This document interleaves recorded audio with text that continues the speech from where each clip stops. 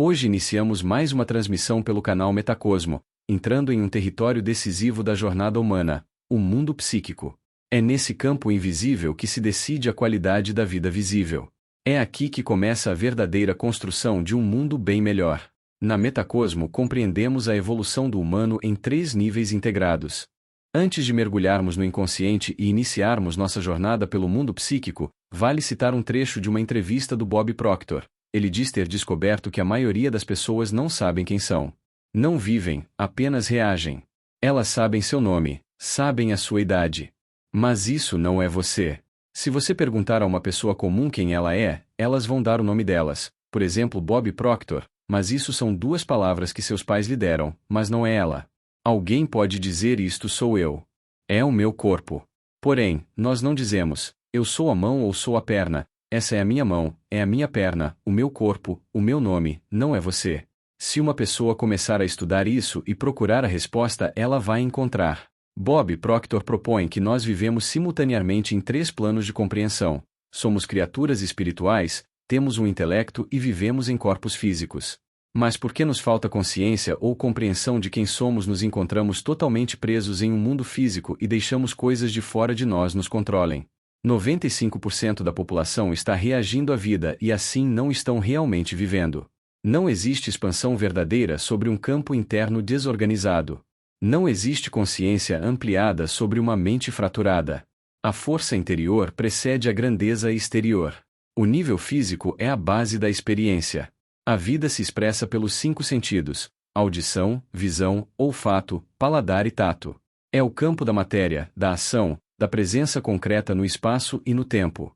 O nível psíquico é o campo das forças sutis. A vida se manifesta pelo corpo bioelétrico, pelos centros de energia que chamamos de aura, pelas frequências mentais como alfa e teta e pelos centros organizadores conhecidos como chakras. É aqui que pensamentos, emoções e memórias moldam a realidade antes que ela se torne fato físico. O nível noético é o estágio de integração consciente com o cosmo. É quando o ser humano deixa de se perceber como fragmento e passa a agir como expressão da totalidade. E é exatamente nesse ponto que nasce o conceito de metacosmo, aquilo que está além do cosmo conhecido, além das estruturas mentais comuns, além das limitações impostas pela percepção ordinária. Mas existe uma lei clara: ninguém atinge o nível noético sem antes promover a cura pelo mundo psíquico. Não existe expansão verdadeira sobre um campo interno desorganizado. Não existe consciência ampliada sobre uma mente fraturada. A força interior precede a grandeza exterior. Precisamos de seres fortes para construir um mundo bem melhor. Um exército com 1000 fracos não substitui um exército com 100 fortes. A força aqui não é brutalidade. É estabilidade psíquica. É clareza emocional. É domínio interno. É coerência entre pensamento, sentimento e ação. O tema de hoje é para aqueles que desejam se candidatar a esse exército de consciência. Para aqueles que querem integrar os 3 níveis evolutivos: físico, psíquico e noético. Para aqueles que entendem que a cura individual antecede a transformação coletiva. Mesmo que existam 1000 fragilizados ao nosso redor, o papel dos fortes não é desprezar, mas compreender e ajudar a promover a cura. O mundo psíquico é o campo onde essa reconstrução começa. Permaneçam até o final desta live. O que será compartilhado não é improviso moderno. São princípios registrados na história da humanidade há mais de 7000 anos, preservados nas tradições antigas e agora revisitados sob a lente da consciência ampliada. Hoje entramos no território onde a verdadeira transformação acontece. Para compreender a cura pelo mundo psíquico, precisamos atravessar os 3 níveis evolutivos até alcançar aquilo que hoje chamamos de ciência da psicologia. O mundo pode ser compreendido em 3 grandes fases. O nível físico é um processo de evolução de milhões de anos até chegarmos à civilização de Lemúria, onde teria ocorrido o maior grau de desenvolvimento do plano físico. A raça que veio depois, os Atlantes, teria sido a civilização que atingiu o maior grau de desenvolvimento do nível psíquico. E a 5ª raça raiz, a raça ariana, da qual fazemos parte, teria como missão o desenvolvimento do nível noético.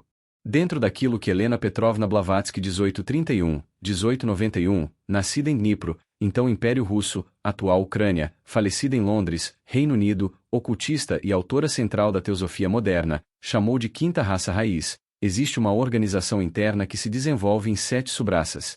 Cada subraça representa uma etapa específica dentro da missão ariana, como 7 movimentos progressivos de amadurecimento da consciência. Entre essas subraças, houve aquela que desenvolveu intensamente o mundo psíquico, alcançando um ponto culminante no final do século XIX, quando a psicologia ganhou forma sistematizada. Nesse contexto surge Sigmund Freud, 1856-1939, nascido em Freiberg, então Império Austro-Húngaro, atual República Tcheca, falecido em Londres, Reino Unido, médico neurologista e fundador da psicanálise, consolidando o estudo do inconsciente como eixo estruturante da mente moderna. A psicologia, a partir desse marco, pode ser compreendida em 4 fases principais. Primeira fase, a psicanálise. Segunda fase, o behaviorismo. Terceira fase, o humanismo. Quarta fase, a psicologia transpessoal. Essas 4 fases representam o amadurecimento do estudo do psiquismo ao longo do tempo e constituem a base para compreender a cura pelo mundo psíquico e sua relação com a missão noética da quinta raça raiz. Sigmund Freud concentrou seu trabalho principalmente nos fenômenos da neurose e na investigação de suas causas. Ele compreendeu que os sintomas não eram meros distúrbios físicos ou morais, mas expressões de conflitos internos que habitavam camadas inconscientes da mente humana. Ao propor o acesso a essas camadas profundas, Freud abriu um caminho inédito: trazer o conteúdo inconsciente para o campo da consciência e, por meio do discernimento, reorganizar o psiquismo. A cura das neuroses passava então pela compreensão dos desejos reprimidos, dos traumas e das tensões internas que, até então, permaneciam ocultos. Antes desse movimento, muitos desses fenômenos eram considerados inacessíveis ao estudo científico. A medicina da época não dispunha de instrumentos conceituais para abordar o sofrimento psíquico com método estruturado. As manifestações neuróticas frequentemente eram tratadas como questões morais, espirituais ou religiosas. Durante séculos, esses temas ficaram sob responsabilidade de líderes religiosos, curandeiros, médiuns ou feiticeiros, que ofereciam interpretações simbólicas ou espirituais para o sofrimento humano. Freud desloca esse campo para dentro da ciência, estabelecendo a primeira fase estruturada da psicologia moderna ao estudar a causa das neuroses como fenômeno interno da mente. Com isso, inaugura-se um novo paradigma. O mundo psíquico torna-se objeto legítimo de investigação sistemática, abrindo caminho para a compreensão profunda da mente humana. A segunda fase da psicologia é o behaviorismo. Ela nasce por volta de 1913 com John Broadus Watson, 1878-1958, nascido em Greenville, Carolina do Sul, Estados Unidos, falecido em Nova York, Estados Unidos, psicólogo e fundador do behaviorismo, cuja principal tese foi estabelecer o comportamento observável como único objeto legítimo da psicologia científica. Watson rompe com a centralidade da introspecção proposta pela psicanálise e por correntes anteriores. Para ele, a mente não deveria ser estudada a partir de relatos subjetivos, mas por meio daquilo que pode ser observado, medido e reproduzido experimentalmente. A base teórica dessa fase apoia-se na ideia de que o comportamento humano é resultado de estímulos e respostas. O ambiente exerce papel determinante na formação das condutas. Emoções, hábitos e reações seriam aprendidos por condicionamento. Por exemplo, em 1920, realizou um experimento junto com Rosalie Rainer e o pequeno Albert, que demonstrou que emoções, como medo, podem ser aprendidas através do condicionamento clássico em humanos. O bebê de 11 meses foi condicionado a temer um rato branco após associar repetidamente a presença do animal a um som alto e assustador. O medo foi generalizado para outros objetos brancos e peludos. O behaviorismo busca fundamentos nas bases biológicas e antropológicas do comportamento, aproximando a psicologia das ciências naturais. A ênfase recai sobre a adaptação, o aprendizado e os mecanismos que moldam a ação humana no meio social. Essa fase desloca o foco da análise interna para a dinâmica externa, estruturando a psicologia como ciência do comportamento e ampliando o campo de investigação do mundo psíquico para além da introspecção individual. Em 1917, Carl Gustav Jung, 1875-1961, nascido em Queensville, Suíça, falecido em Kuznast, Suíça, psiquiatra e fundador da psicologia analítica, após 4 anos de seu desligamento da psicanálise freudiana, amplia o horizonte da psicologia ao introduzir uma visão que ultrapassa o inconsciente meramente individual. Enquanto Freud concentrou sua investigação nas neuroses e nos conteúdos reprimidos da história pessoal, Jung avança para a compreensão do inconsciente coletivo, uma dimensão mais profunda da psique onde residem arquétipos, símbolos universais e padrões estruturantes da experiência humana. Essa ampliação abre caminho para aquilo que mais tarde seria chamado de psicologia transpessoal, ao introduzir na reflexão psicológica os valores humanos da transcendência, do sentido e da integração com algo maior que o indivíduo isolado. Com Jung, o debate acadêmico sobre espiritualidade torna-se possível dentro do campo psicológico. A psique deixa de ser apenas um mecanismo de conflito interno e passa a ser compreendida como ponte entre o humano e o cosmo. Ele afirma que a ciência psíquica não pode se afastar da história da humanidade nem de sua dimensão espiritual. Sem considerar mitos, símbolos, tradições e experiências espirituais acumuladas ao longo dos séculos, torna-se impossível compreender a natureza da alma. Nesse movimento, a psicologia começa a tocar o terceiro nível evolutivo, o nível noético. A integração cósmica deixa de ser apenas linguagem metafísica e passa a ser objeto legítimo de reflexão sobre a consciência humana, conectando o desenvolvimento psíquico à missão mais ampla da humanidade dentro do processo evolutivo. Abraham Maslow 1908-1970, nascido em Nova York, Estados Unidos, falecido na Califórnia, Estados Unidos, psicólogo e um dos fundadores da psicologia humanista, incomodado com os rumos da ciência psíquica norte-americana, percebe que a psicologia estava excessivamente focada nas patologias e nos desvios de comportamento. Enquanto o behaviorismo concentrava-se na análise do comportamento observável e a psicanálise nas neuroses e conflitos internos, Maslow propõe um deslocamento de eixo. Em vez de estudar apenas a doença, passa a investigar a saúde, o crescimento e a autorrealização. Desse movimento nasce a conhecida pirâmide de Maslow, que organiza as necessidades humanas em níveis progressivos, culminando na autorrealização. Esse modelo sempre dialoga com a proposta de compreender o ser humano como processo evolutivo, algo que utilizamos com frequência na Metacosmo. Maslow buscava criar alternativas ao pensamento dominante nos Estados Unidos, especialmente ao behaviorismo. Em 1954, passa a articular uma rede de psicólogos que também estavam insatisfeitos com a direção que a psicologia havia tomado. Ele encontra resistência no meio acadêmico tradicional e percebe a necessidade de criar um espaço próprio para o desenvolvimento e publicação dessas ideias. A proposta central era abrir um campo de análise que considerasse tanto as fraquezas quanto as potencialidades humanas, reconhecendo que o ser humano não é apenas um conjunto de sintomas, mas um sistema vivo em expansão.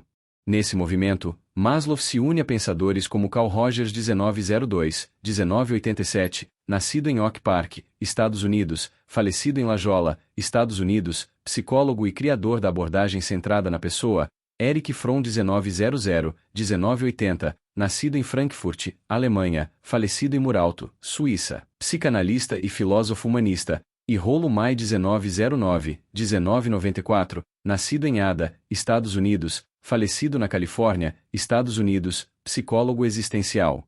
Em 1961, o grupo cria seu próprio meio de comunicação, o Journal of Humanistic Psychology, consolidando o movimento. Em 1963, a psicologia humanista é reconhecida oficialmente como uma nova força dentro do campo acadêmico, tornando-se a terceira grande corrente da psicologia. Entre os participantes do movimento estavam também pensadores como James F. T. Bugental, ampliando o debate sobre a centralidade da pessoa. A grande ênfase desse movimento foi o enfoque na potencialidade humana e na qualidade de vida psíquica. A psicoterapia passa a ser entendida como processo de promoção de bem-estar e crescimento, não apenas de correção de patologias. Na abordagem centrada na pessoa, Rogers afirma que é fundamental que o terapeuta reconheça e confie na tendência de crescimento do paciente. O papel do terapeuta não é guiar, rotular ou dissecar sentimentos, mas criar um ambiente de autenticidade, empatia e aceitação incondicional que permita à pessoa organizar-se internamente. A busca pela autorrealização torna-se eixo central. Desenvolver a potencialidade latente do indivíduo passa a ser prioridade. A psicologia humanista desloca o olhar da deficiência para a capacidade. Maslow considerava essa terceira força como preparação para uma quarta fase da psicologia, que abriria espaço para os aspectos cósmicos da existência. Ele fala de uma psicologia do ser, focada no ser humano enquanto microcosmo, em correspondência com o macrocosmo, evocando de forma explícita a lei hermética da correspondência. Assim, o campo psíquico deixa de ser apenas território de conflito e passa a ser caminho de expansão, preparando a transição para níveis mais amplos de consciência. A partir desse movimento nasce a psicosíntese de Roberto Assagioli 1888-1974, nascido em Veneza, Itália, falecido em Capolona, Itália, médico psiquiatra e fundador da psicosíntese, participante da teosofia moderna e profundamente influenciado pelo pensamento de Helena Petrovna Blavatsky. A Sagioli amplia o horizonte psicológico ao integrar a dimensão transpessoal ao estudo da mente. Sua proposta permite compreender não apenas o inconsciente pessoal, mas também a existência de níveis superiores de consciência, dialogando com a noção de inconsciente coletivo desenvolvida por Jung. Na psicosíntese surge o conceito do eu transcendental, centro de consciência e vontade que integra o self e possibilita ao ser humano reconhecer sua unidade interior. Esse eu não é apenas estrutura psicológica, mas ponto de integração que conecta o indivíduo aos demais seres humanos e à totalidade da vida. Por isso, a psicosíntese é reconhecida como uma psicologia transpessoal. Ela não se limita ao tratamento de conflitos internos, mas propõe um processo de integração e expansão da consciência. Para compreender esse movimento é necessário abordar a epistemologia, palavra que designa o estudo da origem, natureza e limites do conhecimento. A epistemologia investiga como sabemos o que sabemos, quais são as bases do saber e quais critérios utilizamos para validar uma verdade. A Sagioli, ao desenvolver sua proposta, buscou ampliar a epistemologia da psicologia, incluindo a dimensão espiritual como campo legítimo de investigação. Ele realizou seu doutorado em Zurique e esteve em contato direto com o ambiente psicanalítico europeu, convivendo com Freud e Jung nos primeiros anos da psicanálise. Foi responsável por levar a psicanálise para a Itália. A Itália, berço da tradição católica romana, sempre exerceu forte influência sobre o campo psíquico do mundo por meio de mitos, rituais e dogmas. Durante séculos, o imaginário coletivo foi estruturado sob sistemas de culpa, apego e medo, mantendo a humanidade predominantemente no nível psíquico, retardando a ascensão ao nível noético. Assim como Jung, a Sagioli transcende o modelo freudiano. Ambos compreendiam que o ser humano não poderia permanecer restrito apenas ao estudo das neuroses ou ao inconsciente pessoal. Era necessário avançar para níveis mais amplos da experiência humana. O pensamento de Sagioli dialoga com o de Jung e também com Viktor Frankl, ao afirmar que o caminho de cura pelo mundo psíquico passa pela autorrealização e pelo autoconhecimento. Essa visão se aproxima da expansão da consciência pelo uso da inteligência natural, pois compreende que o mundo bem melhor será construído por seres equilibrados, com prosperidade, laços afetivos ajustados, saúde integral e pontos de plenitude que conduzem à felicidade. A Sagioli aproxima-se também da psicologia humanista ao enfatizar o que faz o ser humano funcionar de forma saudável. O foco desloca-se da patologia para a manifestação das maiores potencialidades do indivíduo.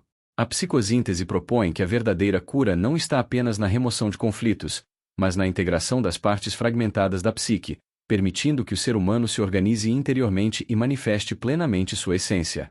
Portanto, a psicosíntese pode ser compreendida como uma promoção do humano em permanente processo de evolução pessoal. Não se trata apenas de tratar sintomas, mas de estimular a realização do potencial latente. O foco está na busca do máximo desenvolvimento possível, na construção do ser humano integral. A Sagioli traz uma visão mais abrangente do que é o ser humano. Em uma época em que a psicologia transpessoal ainda não estava estruturada como corrente formal, ele introduz explicitamente o aspecto da espiritualidade no campo psicológico. Sua tese de 1910 ainda estava vinculada ao pensamento freudiano. Contudo, ao iniciar sua prática clínica, percebe que a experiência humana não poderia ser reduzida apenas à análise de conflitos reprimidos. Para a Sagioli, o ser humano não é apenas um porão escuro. Essa metáfora do porão escuro pode ser associada à ênfase da psicanálise na dimensão traumática e instintiva da psique. Ele reconhece a importância dessa camada, que denomina inconsciente inferior, onde se encontram traumas, impulsos instintivos e comportamentos condicionados. Entretanto, ele afirma que não existe apenas esse tipo de inconsciente. Há também uma dimensão mais elevada da psique, que ele identifica como inconsciente superior. Nesse campo residem valores, ética, princípios e impulsos mais nobres, igualmente ocultos, mas não por repressão patológica, e sim por falta de desenvolvimento. O ser humano, portanto, possui tanto conteúdos inferiores quanto superiores ainda não integrados à consciência. O objetivo da psicosíntese é unificar esses diferentes níveis do inconsciente para formar um homem integral. Não se trata de negar a sombra nem de idealizar apenas a luz, mas de integrar as polaridades. A Sagioli apoia-se implicitamente numa estrutura filosófica dialética. Há uma tese, surge a antítese, e da tensão entre ambas nasce a síntese. Esse movimento não deveria ocorrer apenas na história ou na filosofia, mas também no interior da psicologia. A psicosíntese propõe que a verdadeira evolução ocorre quando o indivíduo integra seus conflitos, suas potencialidades e sua dimensão transcendente em uma unidade consciente. É nesse ponto que a cura pelo mundo psíquico deixa de ser mera correção de falhas e se torna processo ativo de construção do ser humano integral. Roberto Assagioli propõe integrar o ser humano como um todo. Sua visão não fragmenta a pessoa em partes isoladas, mas compreende a psique como sistema dinâmico que precisa ser harmonizado. Essa integração aponta para aquilo que aqui chamamos de supraconsciência, a unificação do mundo físico, do mundo psíquico e do mundo noético em um mesmo eixo de consciência. Essa síntese não acontece na periferia da mente, mas no centro organizador do ser. Assagioli fala de um ponto interno de consciência e vontade que atua como núcleo integrador. É nesse centro que ocorre a verdadeira reorganização interior.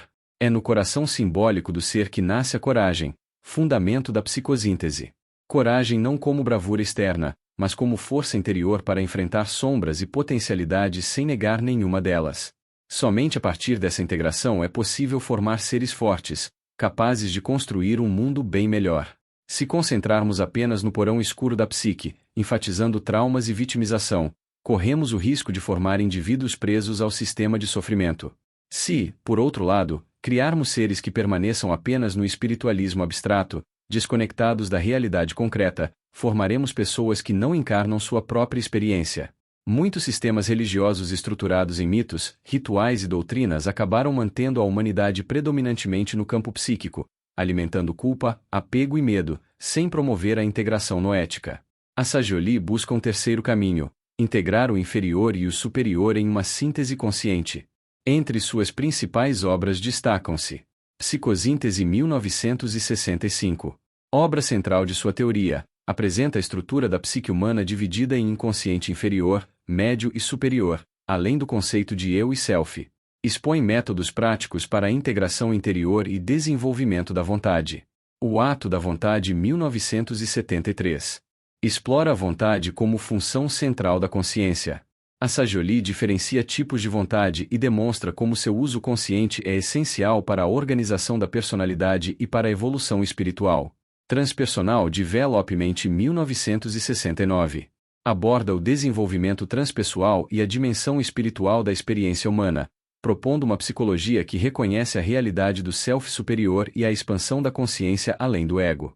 Essas obras consolidam a psicosíntese como uma psicologia transpessoal orientada para a autorrealização, para a integração da personalidade e para a construção do ser humano integral. Assagioli desenvolve aquilo que chamou de mapa da personalidade, representado pela chamada trama do ovo. Esse diagrama sintetiza influências de diversos pensadores e integra contribuições como o inconsciente coletivo de Jung e o inconsciente inferior descrito por Freud. O ovo é apresentado como figura simbólica da personalidade humana. Embora seja uma imagem estática, representa algo que está em contínuo movimento. O ovo é o círculo onde a evolução acontece. Ele expressa o crescimento natural do humano, neste caso a evolução psíquica integral. No interior desse mapa existem 3 níveis de inconsciente. O número 1 representa o inconsciente inferior, onde estão os impulsos instintivos, traumas e conteúdos reprimidos. O número 2 representa o inconsciente médio, zona de transição onde se organizam memórias acessíveis, hábitos e experiências já parcialmente integradas. O número 3 representa o inconsciente superior, esfera das intuições, valores elevados, inspirações e impulsos nobres ainda não plenamente conscientes.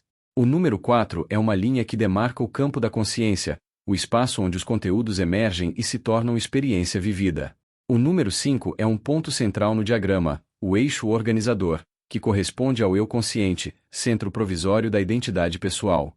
O número 6, localizado na parte mais elevada do diagrama, é o eu superior, princípio transcendente que orienta a integração e a evolução. Fora do ovo, como campo mais amplo, está o número 7, o inconsciente coletivo, dimensão que conecta o indivíduo à humanidade e ao cosmo. Aqui surgem definições profundas. O 7 remete aos 7 princípios herméticos. O 7 aponta para o plano setenário. No hinduísmo encontramos 7 corpos: físico, etéreo, astral, mental inferior, mental superior, búdico e átmico. Também encontramos 7 chakras: raiz, esplênico, plexo solar, cardíaco, laríngeo, terceiro olho e coronário. E talvez um dia se compreenda porque existem 7 dias na semana ou porque o cristianismo romano estruturou 7 sacramentos. Nada é casual. Os números guardam memória simbólica. O mapa da personalidade não é apenas um esquema psicológico, mas um espelho de uma estrutura mais ampla da consciência. O ovo não é prisão. É incubadora.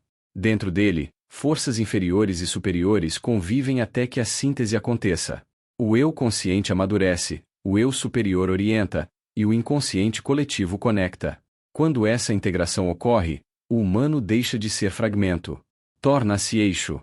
Torna-se ponte entre o físico, o psíquico e o noético. E é desse eixo que nascem os seres fortes capazes de construir um mundo bem melhor. O objetivo da psicosíntese é a integração do eu superior. Não se trata apenas de resolver conflitos ou tratar sintomas, mas de unificar todas as forças que compõem a dinâmica da evolução humana. A proposta central é integrar o inferior e o superior, o instintivo e o elevado, o pessoal e o transcendente. Somente pela integração do superior com o inferior o ser humano alcança sua potencialidade total e integral. As energias que constituem sua dinâmica de vida deixam de atuar de forma fragmentada e passam a operar de maneira coordenada. Quando isso ocorre, essas energias podem ser direcionadas para a construção de uma vida melhor, com prosperidade, laços afetivos harmoniosos, saúde e felicidade. A partir desse equilíbrio pessoal torna-se possível, de fato, construir um mundo bem melhor. A Sagioli afirma que não há identidade sem universalidade e não há universalidade sem realização pessoal. A consciência do eu não pode existir isolada do todo, assim como a consciência universal não pode se manifestar sem um eu realizado que a encarne. Ele propõe uma síntese entre o eu pessoal e o eu universal. Isso significa uma conduta humana integrada a metavalores, valores que transcendem o indivíduo isolado e orientam a vida para além do interesse egoico. Essa síntese implica a unificação do bem-estar pessoal com o bem-estar universal. A psicosíntese é, portanto, uma integração sistêmica. Essa integração ocorre em esferas interligadas.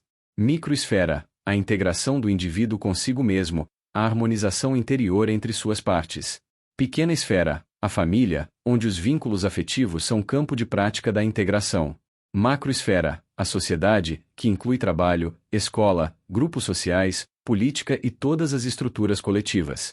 Não há identidade verdadeira sem universalidade.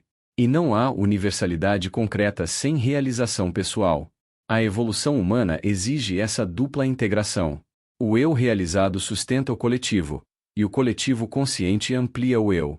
Agora entramos no inconsciente inferior. Ele pode ser comparado ao porão escuro da personalidade, ou ao que muitas tradições chamariam de umbral. É a base instintiva da vida psíquica, onde residem as estruturas primárias do funcionamento humano. Nesse campo estão registradas as informações instintivas que sustentam o organismo, funcionamento dos órgãos, digestão, sinapses, impulsos sexuais, coordenação motora, equilíbrio ao caminhar, circulação sanguínea. É também aqui que se consolida o desenvolvimento do nível físico, onde atuam os 5 sentidos e os mecanismos de sobrevivência. O inconsciente inferior abriga os instintos básicos e as respostas automáticas que garantem a preservação da vida. Nesse nível também estão os complexos, conceito amplamente trabalhado por Alfred Adler 1870-1937, nascido em Viena, Império Austro-Húngaro, falecido em Aberdeen, Escócia, médico e psicoterapeuta, conhecido por sua teoria do complexo de inferioridade e da compensação pelo sentimento de superioridade. Hoje a psicologia reconhece diversos complexos, entre eles o complexo de Édipo, descrito por Freud, o complexo de Electra, o complexo de abandono, o complexo de rejeição e outras estruturas emocionais que organizam padrões repetitivos de comportamento. Aqui também habitam as emoções primitivas, ligadas ao medo, à raiva, à inveja, à competição e à defesa. Nesse campo encontram-se conjuntos de crenças profundamente enraizadas, muitas vezes estruturadas por sistemas religiosos que aprisionam o indivíduo em culpa, apego e medo. São narrativas internas que moldam o comportamento sem que a pessoa perceba. O inconsciente inferior guarda ainda as imagens de traumas infantis, marcados por experiências de abandono, rejeição, humilhação, traição e injustiça. São as chamadas feridas da alma, registros emocionais que continuam atuando silenciosamente. Também estão nesse nível o medo de atingir o sucesso, conhecido como complexo de Jonas, o medo de realizar talentos próprios, fantasias recorrentes e impulsos contraditórios. Grande parte das doenças psicossomáticas tem origem nesse campo. Quando emoções reprimidas e crenças limitantes permanecem ativas, podem manifestar-se no corpo físico e, com o tempo, tornar-se condições crônicas. Fobias, obsessões, insônia, depressão e diversos transtornos emocionais encontram raízes nesse nível profundo da psique. Tudo o que está relacionado a emoções e crenças estruturantes pode ser associado ao que muitas tradições chamam de corpo de desejo ou corpo astral. É nesse território que se trava a primeira batalha da cura pelo mundo psíquico. Enquanto esse porão permanece desorganizado, o ser humano reage. Quando começa a iluminá-lo, passa a agir. E é nessa passagem que a evolução deixa de ser instinto e torna-se consciência. A Sagioli distingue claramente o inconsciente inferior do inconsciente superior. O inferior está mais ligado à individualidade e às estruturas pessoais da experiência. É nele que se encontram as causas de grande parte das patologias humanas, mas não apenas isso. O superior, por sua vez, relaciona-se à coletividade, aos valores elevados e à dimensão mais ampla da consciência. Entre esses dois polos está o número 2 no mapa da personalidade, o inconsciente médio. O inconsciente médio é a região interior onde as experiências são assimiladas. Pode ser compreendido como a mente humana inferior no sentido funcional, não pejorativo. É o campo das atividades mentais e imaginativas, o centro da criatividade e do pensamento estruturado. Ele é a zona mais acessível tanto às informações superiores quanto às inferiores. É dali que emergem os conteúdos do ego, aquilo que você experimenta na vigília como pensamento consciente. É também o espaço onde atuam as frequências cerebrais de alfa e teta, estados que facilitam acesso, reorganização e integração de conteúdos psíquicos. É nesse nível que ocorrem processos como a tela mental e o implante neutro, pois ele funciona como ponte entre o consciente e o inconsciente. Imagine o aprendizado de dirigir. No início, a atenção intensa ao câmbio, ao acelerador, ao volante. O eu consciente está plenamente ativo, elaborando cada movimento. Com o tempo, a repetição gera assimilação. O que antes exigia esforço consciente torna-se automático. Essas informações descem para o inconsciente inferior. O mesmo processo acontece em diversas áreas da vida. Tudo vem do superior, passa pelo intermediário e, quando assimilado, desce ao inferior. Esse movimento não é negativo. É mecanismo natural de automatização. Prosperidade, doenças, laços afetivos e padrões emocionais seguem dinâmica semelhante. O que é repetido e consolidado torna-se hábito. Quando você aprende a escrever, a digitar, a tocar piano, no início há esforço consciente. Depois, o processo torna-se automático. Você não pensa mais em cada letra ou em cada nota. O padrão foi incorporado. Portanto, o inconsciente inferior não contém apenas traumas e patologias. Ele armazena também habilidades, competências e hábitos. Existem hábitos harmoniosos e existem vícios. O que diferencia um do outro é a qualidade do conteúdo assimilado. O eu consciente atua no processo de elaboração e escolha. O inconsciente inferior executa aquilo que foi integrado. A cura pelo mundo psíquico exige compreender essa dinâmica. O problema não está na existência do inconsciente inferior, mas naquilo que foi gravado nele. Se o registro for medo e culpa, ele repetirá medo e culpa. Se for coragem e organização, repetirá coragem e organização. Assim se constrói o destino psíquico do indivíduo. E é nesse ponto que a responsabilidade pessoal se torna decisiva. O inconsciente superior é a região das intuições profundas e das inspirações elevadas. É o campo dos insights repentinos, dos momentos de clareza que transformam a percepção. São os eurecas da vida, quando a compreensão surge inteira, sem esforço lógico aparente. É aquilo que muitos chamam de elevação. Buda referiu-se a essa condição como nirvana. Pitágoras falava de um estado sutil da mente. No hinduísmo encontramos o termo samadhi. No zen budismo, satori. Em diferentes tradições, o nome varia, mas a experiência aponta para o mesmo fenômeno, uma consciência ampliada que transcende a mente comum. Podemos chamá-la de mente superior. É o momento em que o ser humano começa a acessar sua essência mais profunda, ultrapassando as limitações do ego fragmentado. Nesse nível surgem valores universais, compaixão espontânea, percepção de unidade e propósito ampliado. Não é fuga da realidade, mas expansão da compreensão dela. Na neuronoética, esse movimento pode ser associado à ideia da pirâmide invertida, onde o caminho evolutivo não é acumulação, mas desapego. O desapego do karma e do dharma entendidos como condicionamentos repetitivos e estruturas fixas de identidade. O movimento é em direção à vida eterna enquanto consciência, ao amor incondicional como força organizadora. É nesse campo que surge o ideal da fraternidade universal, não como discurso moral, mas como experiência vivida de interconexão. O inconsciente superior não é delírio místico nem abstração religiosa. É dimensão real da psique humana. Quando acessado de forma integrada ao mundo físico e psíquico, não produz alienação, mas clareza. Alguns chamam de arrebatamento. Outros de iluminação. O nome é secundário. O essencial é compreender que existe, no interior do ser humano, uma região que aponta para além do medo, da culpa e da fragmentação. A cura pelo mundo psíquico atinge sua maturidade quando o inferior é organizado, o médio é equilibrado e o superior pode se manifestar sem distorções. Nesse ponto, a evolução deixa de ser conflito e torna-se integração consciente. O número 4 no mapa da personalidade representa o campo da consciência. Ele se diferencia do ego. O campo é o espaço onde circulam sensações, imagens, pensamentos, sentimentos e desejos. A própria palavra campo sugere uma região dinâmica, um espaço onde conteúdos aparecem e desaparecem continuamente. Campo de consciência é aquilo de que temos plena percepção na vigília. Porém, mesmo estando despertos, inúmeras funções acontecem sem que estejamos conscientes delas. O sangue circula, o sistema digestivo opera, impulsos elétricos percorrem o sistema nervoso, e não há percepção direta disso. No momento em que você direciona a atenção para a circulação sanguínea, por exemplo, ela entra no campo consciente. É o que podemos chamar de ponto focal da consciência. A tela mental nada mais é do que a criação deliberada de um ponto focal. Quando você concentra a atenção, delimita o campo e ilumina um conteúdo específico. Esse ato é essencial no trabalho psíquico. A psicosíntese utiliza exatamente esse princípio. Fragmentos do inconsciente, muitas vezes responsáveis por perturbar o ponto focal da consciência, são trazidos à superfície. Ao serem percebidos e elaborados, deixam de atuar de forma automática. Surge então a autoconsciência e o autoconhecimento. É nesse contexto que aparece o ponto 5 do mapa, o ego ou eu consciente. O ego é o centro operacional da personalidade no estado de vigília.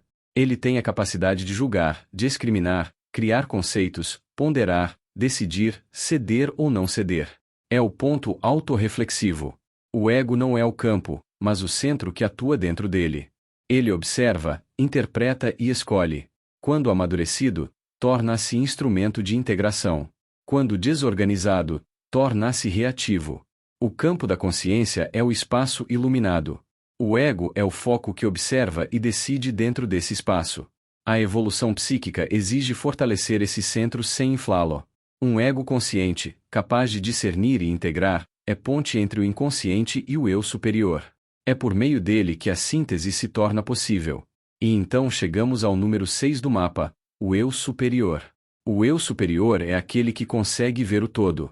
Não está preso apenas ao campo imediato da consciência nem às dinâmicas fragmentadas do inconsciente.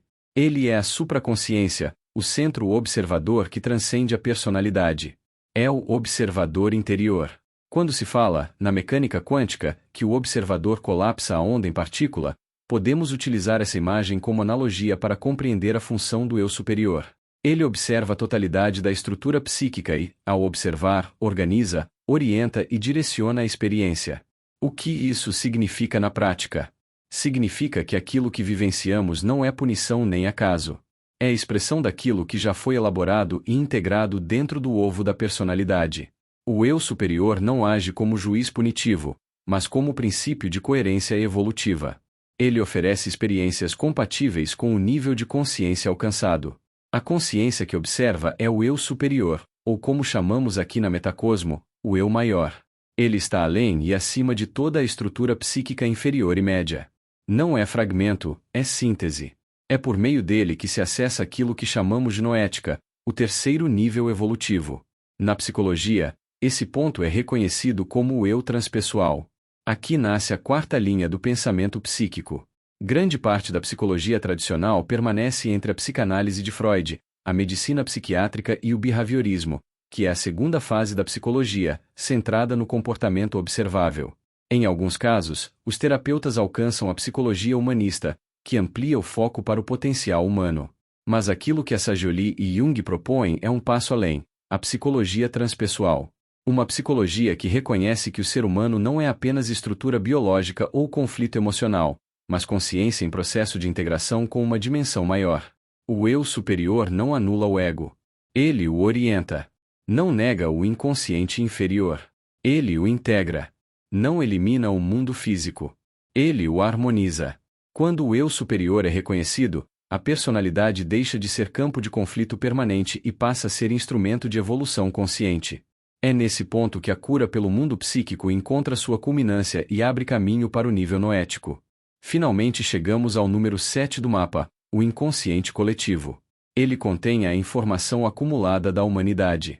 Quando falamos de inconsciente planetário, estamos nos referindo a esse grande campo onde se armazenam experiências, símbolos, memórias e padrões que ultrapassam a história individual.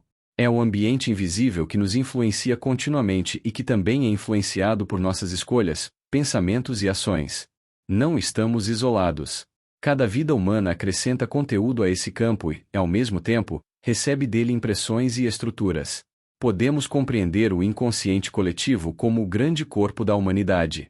Assim como cada célula pertence a um organismo maior, cada indivíduo pertence a essa matriz psíquica comum. Nesse campo nascem os arquétipos. Arquétipos são símbolos carregados de energia. São nódulos estruturantes que concentram e organizam experiências repetidas ao longo da história humana. Não são ideias inventadas por alguém específico. São padrões universais que atravessam culturas, épocas e geografias. O arquétipo da mãe, do herói, do sábio, da sombra, do guerreiro, do salvador, do traidor, aparecem sob diferentes formas, mas mantêm uma mesma estrutura energética. Esses arquétipos funcionam como matrizes organizadoras da experiência. Eles influenciam sonhos, mitos, religiões, sistemas políticos, artes e comportamentos coletivos. São como correntes subterrâneas que movem civilizações. O inconsciente coletivo é um mar de informação. Nele estão condensadas as vitórias, os traumas, as descobertas, as guerras, os avanços científicos, as narrativas espirituais e os medos acumulados ao longo de milênios. Quando uma geração repete um padrão de violência, ela ativa determinado arquétipo. Quando uma geração escolhe cooperação, ativa outro. Esse campo não é estático. Ele se reorganiza conforme a humanidade evolui. A cura pelo mundo psíquico não é apenas individual. Quando um indivíduo integra suas sombras e acessa o eu superior, ele altera sua contribuição ao inconsciente coletivo. Um ser consciente fortalece arquétipos de integração, fraternidade e coragem. O inconsciente coletivo não é apenas herança. É responsabilidade. É nele que se entrelaçam microesfera, pequena esfera e macroesfera. É nele que o indivíduo encontra o coletivo e o coletivo molda o indivíduo. Se o campo coletivo estiver saturado de medo, culpa e fragmentação, essas energias se espalham. Se estiver alimentado por consciência, equilíbrio e amor, essas forças também se expandem. O número 7 representa esse plano setenário ampliado, onde o humano deixa de ser apenas indivíduo e passa a ser nó dentro de uma rede viva de consciência. Compreender o inconsciente coletivo é compreender que nenhuma transformação é isolada. Toda evolução pessoal reverbera no campo maior.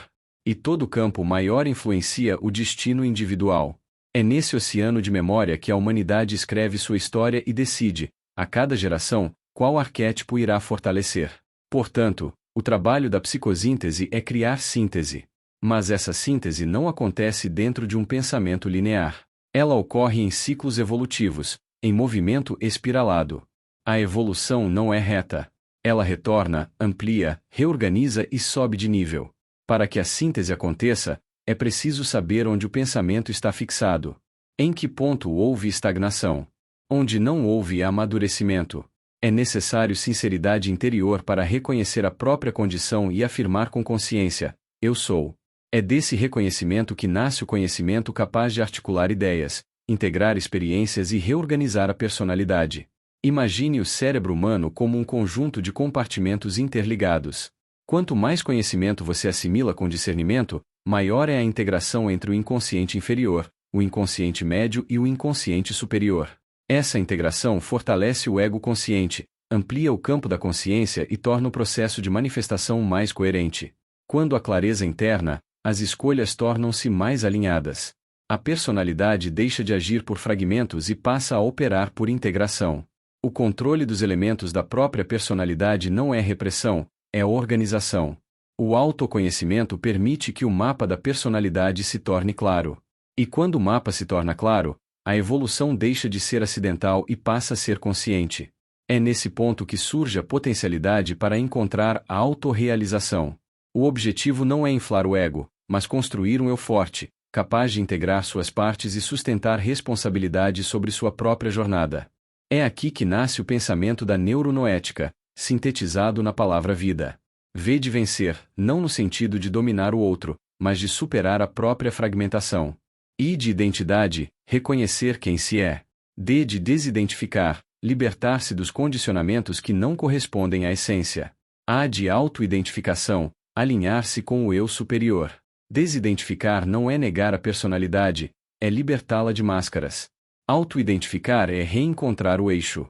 É também nesse ponto que surge a base do projeto da Academia ONU, onde o sabor da vida está no processo de integração. Não se trata apenas de alcançar um estado final, mas de viver o próprio caminho de síntese. A cura pelo mundo psíquico não é fuga, não é dogma, não é teoria abstrata. É um processo consciente de integração contínua. Integrar inferior, médio e superior. Fortalecer o ego sem idolatrá-lo. Reconhecer o eu superior como orientador. Contribuir para o inconsciente coletivo com consciência. Esse é o processo que desejamos construir. Esse é o caminho da cura pelo mundo psíquico. Dentro dessa linha de pensamento surgem outras correntes da ciência psíquica, entre elas a proposta de Wilhelm Reich 1897-1957, nascido em Dobzal, então Império Austro-Húngaro, atual Ucrânia, falecido em Lewisburg, Estados Unidos, médico psiquiatra e psicanalista, considerado precursor da bioenergética. Reich iniciou sua trajetória dentro da psicanálise freudiana, mas gradualmente desenvolveu divergências profundas em relação a Freud. Ele estava convencido de que o método analítico clássico, centrado apenas na interpretação verbal, não era suficiente para promover transformação efetiva. Em sua visão, os conflitos psíquicos não estavam apenas na mente, mas também no corpo. Traumas emocionais, medos e repressões psicológicas se condensariam na musculatura. Assim surge sua teoria da couraça muscular e do caráter. Segundo ele, os músculos funcionariam como depósitos de tensões crônicas que refletem bloqueios emocionais. Reich propôs uma abordagem terapêutica que incluía intervenções corporais, estimulando a liberação dessas tensões acumuladas. Acreditava que a saúde mental poderia ser medida pelo potencial orgástico, entendido como a capacidade do organismo de experimentar descarga plena de energia vital sem bloqueios. Sua teoria ampliou o campo da psicologia ao integrar mente e corpo de maneira orgânica. Para ele, repressões sexuais não eram apenas questões morais ou culturais, mas fatores determinantes no adoecimento psíquico e físico. Reich também estabeleceu conexões entre sexualidade e estrutura social. Defendia que sistemas autoritários e repressivos produziam indivíduos rigidamente estruturados, incapazes de experimentar espontaneidade e liberdade emocional. Por isso, sua obra dialogava tanto com a psicologia quanto com a crítica social. Ao rejeitar a ideia de que o ser humano devesse reprimir seus desejos para manter ordem interna, ele defendia uma sexualidade mais livre como parte de uma saúde integral. Embora suas propostas tenham sido controversas, Reich contribuiu para o desenvolvimento das terapias corporais e influenciou correntes posteriores que compreenderam o corpo como extensão direta do psiquismo. Dentro do panorama da cura pelo mundo psíquico, sua contribuição reforça um ponto essencial: a personalidade não é apenas estrutura mental. Ela é energia organizada no corpo, na emoção e no pensamento. Integrar essas dimensões é passo decisivo para a evolução consciente do ser humano. Outra visão relevante dentro da ciência psíquica é a de Milton Erickson, nascido em 1901 em Aurum, Estados Unidos, falecido em 1980 em Phoenix, Estados Unidos, médico psiquiatra e psicoterapeuta, criador da hipnose clínica moderna e de um método próprio de indução terapêutica. Erickson desenvolveu uma abordagem focada na mudança de comportamento que gera sofrimento. Ele partia do princípio de que a transformação real não ocorre apenas pela argumentação lógica, mas pela comunicação com camadas profundas da mente. 3 componentes eram centrais em sua proposta. Primeiro, Comunicar-se com a mente inconsciente. Para Erickson, o inconsciente não era inimigo, mas reservatório de recursos. Ali residem crenças, habilidades, padrões e memórias que estruturam grande parte do comportamento humano. Ele entendia que a maior parte das mudanças significativas acontece nesse nível. Segundo, comunicar-se de maneira indireta. A comunicação direta frequentemente ativa resistências, pois confronta crenças já estabelecidas. Por isso, Erickson desenvolveu diversas estratégias indiretas de comunicação, utilizando metáforas, histórias, sugestões implícitas e perguntas aparentemente simples que contornavam a mente racional. Em momentos específicos, quando percebia abertura suficiente, também utilizava comunicação direta. Terceiro, utilizar estados de transe. Erickson conduzia seus pacientes para estados de relaxamento profundo, reduzindo a predominância do estado de vigília intensa e pensamento acelerado. Em estados associados a frequências mais lentas, como alfa e teta, a pessoa torna-se mais interiorizada e receptiva à reorganização interna. Ele fazia perguntas que pareciam triviais, como a cor das paredes da casa de infância, o cheiro da cozinha da avó ou o som do vento na janela. Essas perguntas deslocavam a atenção da lógica imediata e ativavam memórias sensoriais profundas. Ao acessar imagens e sensações, a mente racional era suavemente contornada. Ao longo de décadas de prática clínica, Erickson e seus seguidores estruturaram centenas de intervenções baseadas nesse princípio. Para ele, o inconsciente não responde primariamente à lógica formal, mas a imagens, símbolos e experiências sensoriais. Quando a pergunta certa toca a experiência interna, abre-se uma porta que a razão isolada não consegue abrir. Dentro da perspectiva da cura pelo mundo psíquico, sua contribuição reforça a importância do inconsciente médio como ponte e do inconsciente inferior como depósito de registros emocionais. A mudança acontece quando o acesso é feito de forma respeitosa, indireta e alinhada à dinâmica interna do indivíduo. Dando continuidade na nossa live, agora vamos falar de Viktor Emil Frankl, nascido em 1905 em Viena, Áustria, e falecido em 1997 na mesma cidade. Médico neurologista e psiquiatra, foi o criador da logoterapia, abordagem que afirma que a principal força que move o ser humano é a busca de sentido. Frankl cresceu em meio a intensos debates psicológicos na Europa. Ainda jovem dialogou com Freud e Adler, mas percebeu que o homem não vive apenas em busca de prazer ou poder. Há algo mais profundo que sustenta a existência, a vontade de sentido. Em 1942, durante a Segunda Guerra Mundial, foi deportado para campos de concentração nazistas com sua família. Passou por Theresienstadt, Auschwitz e outros campos. Ali perdeu pai, mãe, irmão e esposa grávida. Foi despojado de seus bens, de sua profissão e até de seu nome, reduzido a um número. A fome, o frio e o trabalho forçado eram constantes. A morte estava presente todos os dias. Nesse ambiente extremo, ele começou a observar algo decisivo.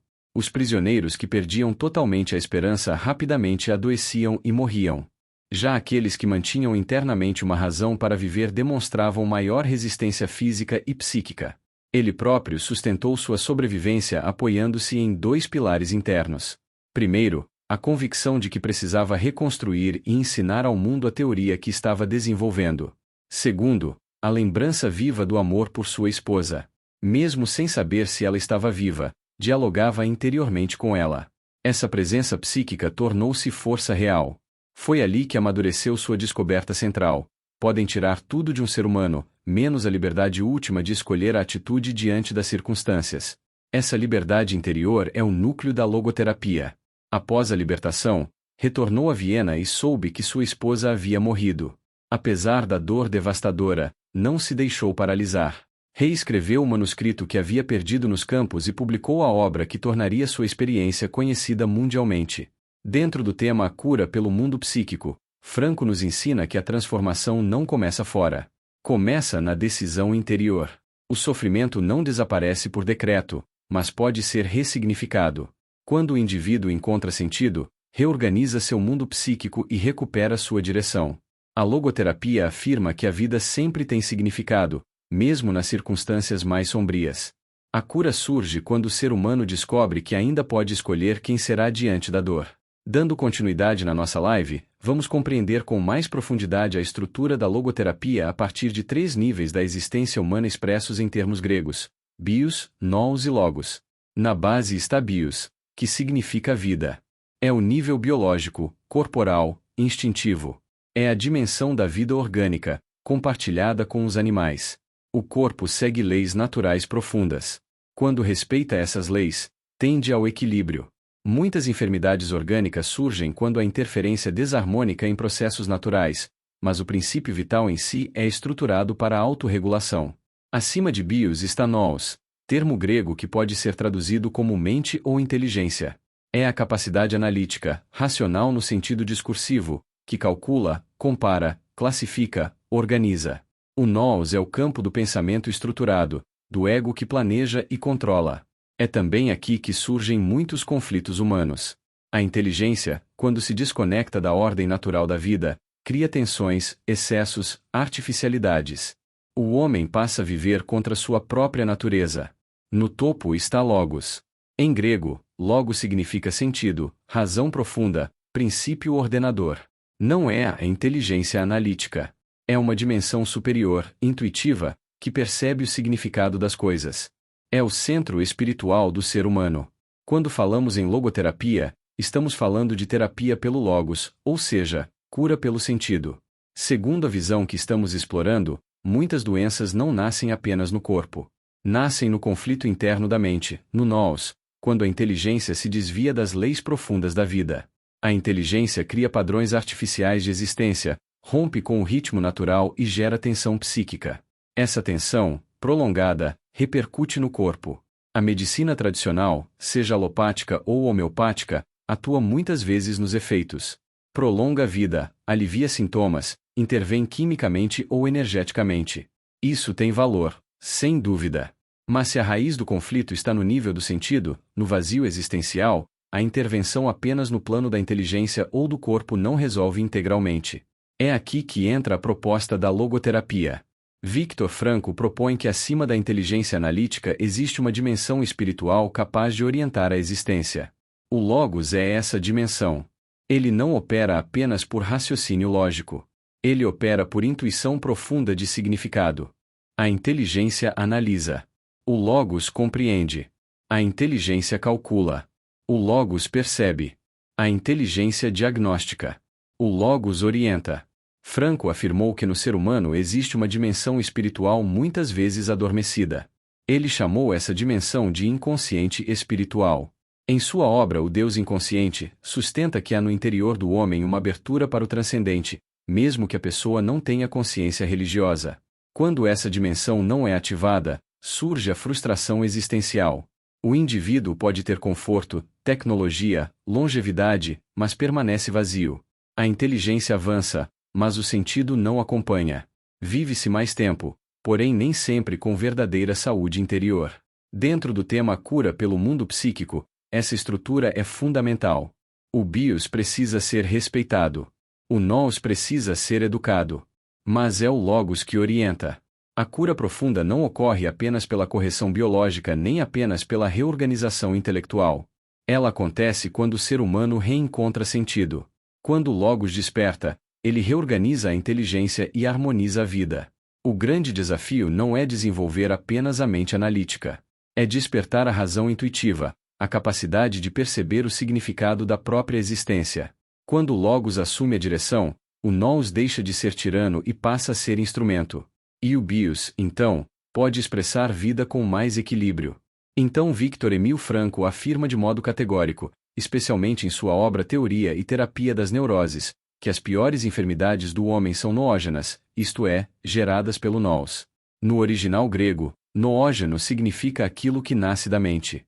Não se trata de doenças do corpo, nem de perturbações cerebrais orgânicas, mas de distorções do sentido produzidas pela inteligência quando se desorienta.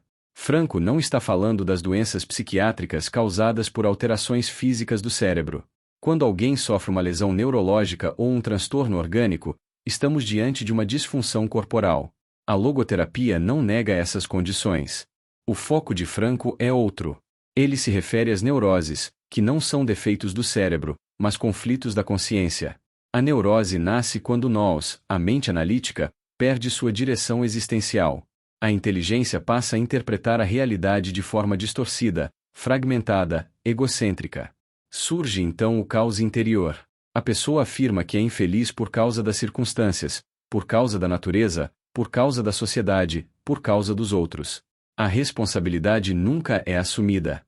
O ego intelectual desloca sempre a causa do sofrimento para fora de si. Esse mecanismo gera o que Franco chama de neurose existencial. Não é simplesmente tristeza ou frustração passageira. É a convicção profunda de que a vida não tem sentido. Quando o indivíduo conclui que viver não vale a pena, instala-se a frustração existencial. Nesse estado, o sofrimento deixa de ser apenas emocional e torna-se vazio ontológico. Franco realizou pesquisas em universidades norte-americanas e constatou um dado alarmante. Uma parcela significativa dos estudantes declarava sentir-se infeliz e sem propósito. Não faltava conforto material, não faltava conhecimento técnico, mas faltava significado. Esse vazio não é curado apenas com medicamentos nem com técnicas intelectuais. A psicoterapia tradicional atua no nível do nós. Ela pode reorganizar pensamentos, aliviar conflitos, reinterpretar experiências. Em muitos casos isso é suficiente. Porém, nas neuroses existenciais mais profundas, quando o indivíduo perdeu completamente o sentido de viver, a intervenção apenas mental não basta. É nesse ponto que Franco propõe uma terapia mais elevada. Acima do nous existe o logos. O logos é a dimensão do sentido, da razão intuitiva, do centro espiritual do ser humano. Não é raciocínio lógico no sentido comum. É a capacidade de perceber significado mesmo no sofrimento. A logoterapia é, portanto, a cura pelo logos. Não é a inteligência que cura as doenças que ela própria criou. É o despertar da dimensão mais profunda do ser. Quando o logos é ativado, ele reorganiza a mente. O nous deixa de ser tirano e passa a ser instrumento. Mas há uma condição fundamental: o despertar do logos não pode ser imposto de fora. O terapeuta pode indicar caminhos, pode provocar reflexões, pode revelar possibilidades. Porém, em última instância, o paciente precisa assumir sua liberdade interior. A cura é um ato de responsabilidade pessoal. Dentro do tema A Cura pelo Mundo Psíquico, essa visão é central. Muitas doenças não são apenas biológicas. São crises de sentido. Enquanto o homem permanece prisioneiro de uma mente que acusa o mundo por sua infelicidade, ele permanece neurótico. Quando reconhece sua liberdade de escolher a atitude diante da vida, começa a transitar do nous para o logos. A logoterapia não promete eliminar o sofrimento. Ela oferece algo mais profundo: transformar o sofrimento em oportunidade de significado. E quando o sentido desperta, a estrutura psíquica encontra nova direção. Devemos desenvolver cada vez mais o nosso logos para enfrentar as doenças criadas pela própria inteligência. Não são apenas enfermidades do corpo. Muitas das piores doenças nascem da desorientação da mente. A inteligência, quando se afasta do sentido, cria conflitos mais profundos do que qualquer desordem orgânica. A análise existencial parte dessa constatação. O logos está presente no ser humano, mas geralmente permanece adormecido. Quem costuma estar desperto é apenas o nous, a mente analítica. O criador das doenças está ativo. O curador permanece em silêncio. Quando o logos não funciona, o nous assume o comando absoluto da vida. A inteligência passa a interpretar a realidade segundo seus medos, ambições e ressentimentos. Afasta-se das leis naturais e produz tensão constante. Essa tensão se transforma em desordem psíquica e, muitas vezes, repercute no corpo. A medicina tradicional, seja alopática ou homeopática, tem seu campo de atuação. Pode aliviar sintomas e prolongar a vida. A homeopatia, por exemplo, busca atingir níveis mais sutis da constituição humana. Contudo, mesmo essas abordagens não alcançam necessariamente a raiz das doenças noógenas, aquelas que nascem da perda de sentido. A logoterapia propõe algo mais alto. Não é apenas terapia mental. É terapia do sentido. Vai além da inteligência e busca ativar a dimensão mais profunda do ser. Quando o logos desperta, reorganiza a mente e harmoniza a vida. O logos pode ser compreendido como o eu central, o núcleo espiritual da pessoa. O ego intelectual pertence ao nous. Ambos fazem parte da natureza humana, mas não ocupam o mesmo nível. O ego analisa, calcula e julga. O logos percebe significado e orienta a existência. Há um paradoxo interessante. Quando a vida transcorre em prosperidade, com conforto e ausência de conflitos, o ego sente-se satisfeito. A inteligência domina. O Logos permanece silencioso. Porém, quando surgem tragédias, perdas ou adversidades profundas, o ego muitas vezes entra em colapso. Nesse vazio, algo mais profundo pode emergir. O sofrimento, embora indesejado, frequentemente desperta a dimensão superior. Na adversidade, o ser humano é forçado a buscar sentido. É nesse momento que o Logos pode assumir a direção. O que parecia destruição torna-se oportunidade de transformação. O sofrimento não é glorificado, mas compreendido como catalisador. Ele revela a fragilidade do ego e expõe a insuficiência da inteligência isolada. Quando o nous falha, o Logos pode despertar. A própria experiência do criador da logoterapia confirma isso. Ele não elaborou sua teoria apenas por especulação intelectual. Viveu o sofrimento extremo e descobriu, na prática, que o sentido é a força que sustenta o ser humano mesmo nas circunstâncias mais sombrias. Dentro de A Cura pelo Mundo Psíquico, essa compreensão é decisiva. Enquanto a inteligência governa sozinha, o risco de desorientação permanece. Quando o Logos assume a condução, a mente encontra direção e o sofrimento pode ser transformado em crescimento. Desenvolver o Logos é despertar a capacidade de atribuir sentido à vida. É permitir que o eu profundo oriente o ego. Quando isso acontece, as doenças criadas pela desordem mental começam a perder força. A cura passa a ser um movimento interior, uma reorganização do centro da existência. Quando a razão espiritual desperta no meio da tragédia, surge uma força que reorganiza toda a estrutura psíquica. Não é a inteligência que se fortalece, é o centro profundo do ser. Quem atravessa sofrimento extremo sem perder o sentido da vida desenvolve uma potência interior que não é apenas resistência, mas transformação. Essa força nasce do Logos. Quando o Logos desperta, ele não apenas cura o indivíduo, mas também se torna referência viva para outros. Aquele que encontrou sentido no meio da dor demonstra, pela própria presença, que existe uma dimensão superior capaz de sustentar a existência. As neuroses começam no ego, no nous desorientado. A mente analítica cria interpretações fragmentadas, acusa circunstâncias, responsabiliza o mundo. Mas a doença não termina aí. Quando o eu profundo assume a direção, pode desfazer o caos mental. O Logos não elimina a inteligência, mas a ordena. A grande dificuldade é que a maioria das pessoas confunde inteligência com razão. Pensam que pensar muito é o mesmo que compreender profundamente. Não é. O nous calcula, compara, organiza conceitos. O Logos percebe significado. Quando se tenta curar a frustração existencial apenas com análise mental, o resultado é limitado. A frustração existencial é a forma mais grave de neurose. Nela, o indivíduo declara que a vida não tem valor. A psicoterapia pode reorganizar pensamentos superficiais, mas não transforma, por si só, o vazio profundo. Somente a ativação do Logos pode converter frustração em realização existencial. Realização existencial é saúde. Não é ausência de sofrimento, mas presença de sentido. Quando o ser humano descobre que sua vida tem significado, mesmo diante da adversidade, a estrutura psíquica se fortalece. Outra confusão frequente é identificar o Logos com religião ou com alguma figura transcendente externa. O Logos, neste contexto, não é um conceito teológico nem uma crença dogmática. É a faculdade suprema do ser humano, a razão intuitiva que orienta a existência a partir de dentro. É o princípio imanente que dá direção à consciência. Também não se deve confundir Logos com o próprio fator que gerou a doença. A inteligência cria as neuroses quando se desvia do sentido. A razão intuitiva é outra dimensão. Ela não nasce da análise fria, mas da percepção interior do significado da vida. A questão decisiva permanece: como despertar o Logos?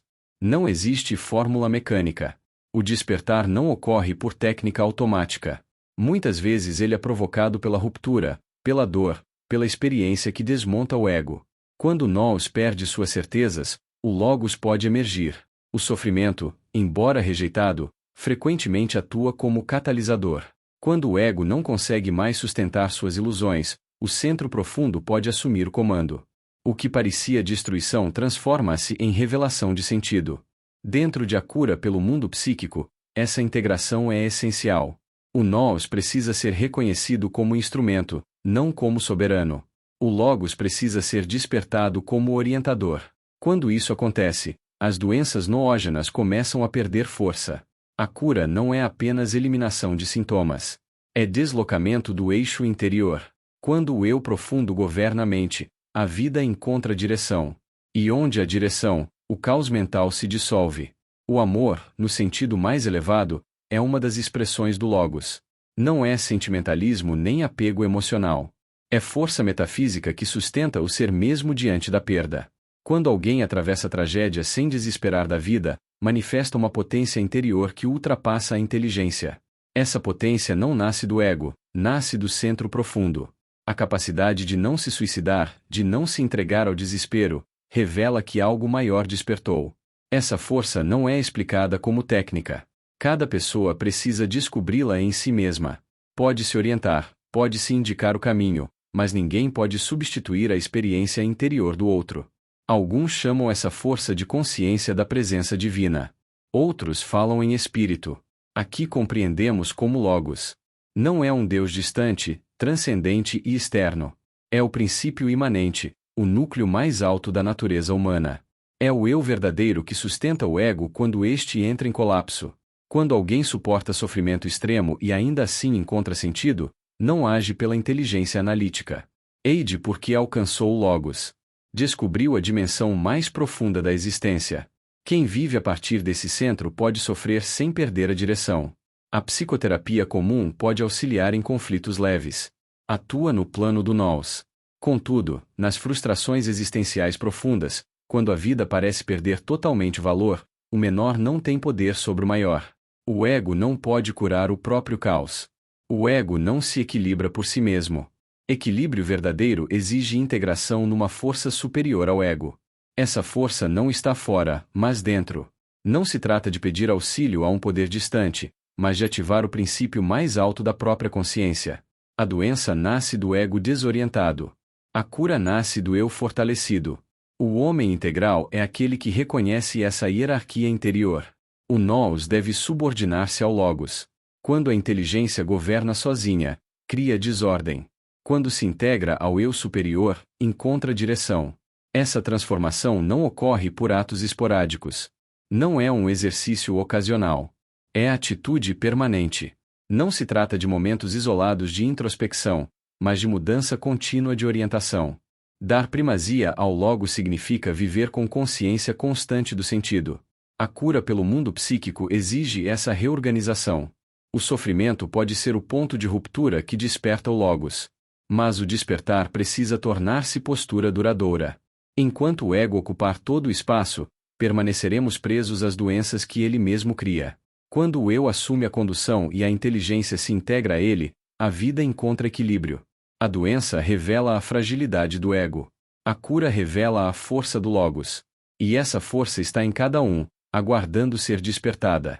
O estudo da neuronoética proposto pela Metacosmo integra metafísica, mecânica quântica, filosofia e a história da humanidade. Já na cura pelo mundo psíquico utilizamos os instrumentos da psicanálise, do behaviorismo, da psicologia humanística e da psicologia transpessoal para compreender e reorganizar o campo interior. Acreditamos em mundo bem melhor. Por isso buscamos na psicosíntese e na logoterapia caminhos concretos de transformação. Dentro da neuronoética sintetizamos esse processo em SSS humanos: saúde, sanidade e santidade. Saúde é prosperidade integral. É corpo equilibrado, mente clara, emoções harmoniosas e espírito desperto. Saúde gera relações maduras e vida produtiva. Sanidade é o equilíbrio que integra o sagrado feminino e o sagrado masculino. É maturidade interna sem guerra entre polos.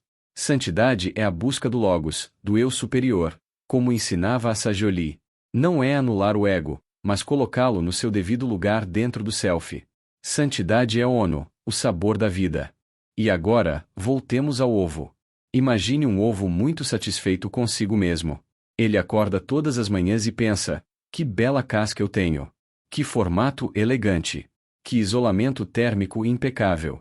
Ele faz cursos internos sobre aperfeiçoamento da casca. Cria teorias sobre como polir melhor o interior. Organiza congressos de gema para discutir os limites da clara. O problema é que o ovo nasceu para voar. Mas ele prefere a segurança. Dentro da casca ele tem controle. Ele sabe onde começa e onde termina.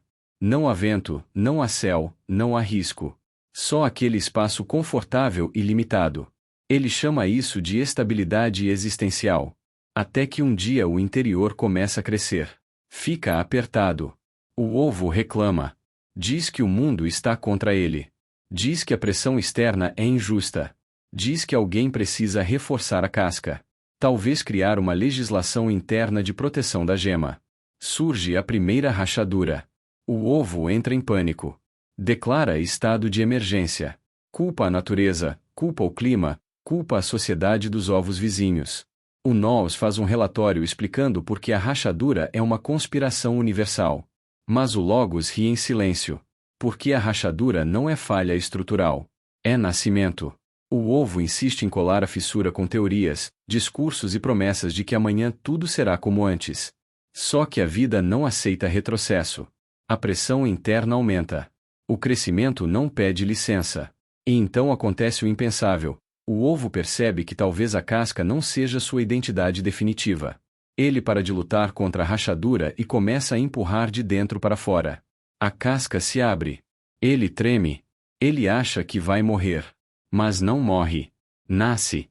Sai dali uma ave meio desajeitada, ainda com restos de casca na cabeça, olhando para o céu como quem descobre um segredo antigo. E percebe que passou a vida inteira discutindo a textura da casca quando tinha asas guardadas.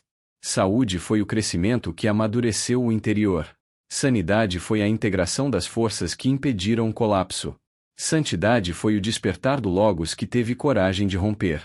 O ser humano faz exatamente isso. Limita-se à casca do ego. Defende suas paredes como se fossem eternas. Discute detalhes da estrutura enquanto ignora o chamado do voo. Mas chega um momento em que a vida racha a casca. E graças a essa rachadura, nasce o novo homem. Um homem que não despreza a casca, mas entende que ela foi apenas etapa. Um homem que integra o ego no self. Um homem que voa para manifestar verdade, justiça, liberdade e paz. O ovo somos nós. E talvez a rachadura que tanto tememos seja o convite mais alegre da existência. Seja magnífico. Seja eterno. Seja o amor. E assim é.